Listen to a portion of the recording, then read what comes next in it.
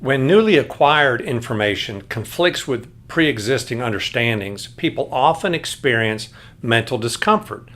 That is a psychological phenomenon known as cognitive dissonance. Cognitions in psychology represent attitudes, emotions, beliefs, or values, and cognitive dissonance is a state of imbalance that occurs when contradictory attitudes, emotions, or beliefs intersect. The term cognitive dissonance encompasses the responses that arise when we struggle to harmonize these emotions or beliefs and thereby relieve their mental discomfort.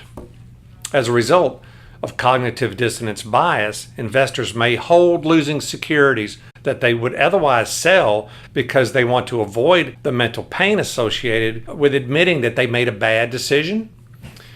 Investors may also continue to invest in a security that they already own after it's gone down, that is, averaging down, to confirm an earlier decision to invest in that security without judging, and this is important, without judging the new investment with objectivity and rationality. A common phrase for this concept is throwing good money after bad.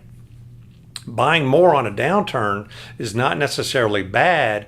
In fact, we do that at the asset class level all the time, but doing so at the security level does require new, fresh analysis. Or investors may get caught up in the so-called herd mentality. That is, people avoid information that counters an earlier decision, that is the definition of cognitive dissonance, until so much counter information is released that investors herd together and behave as a group.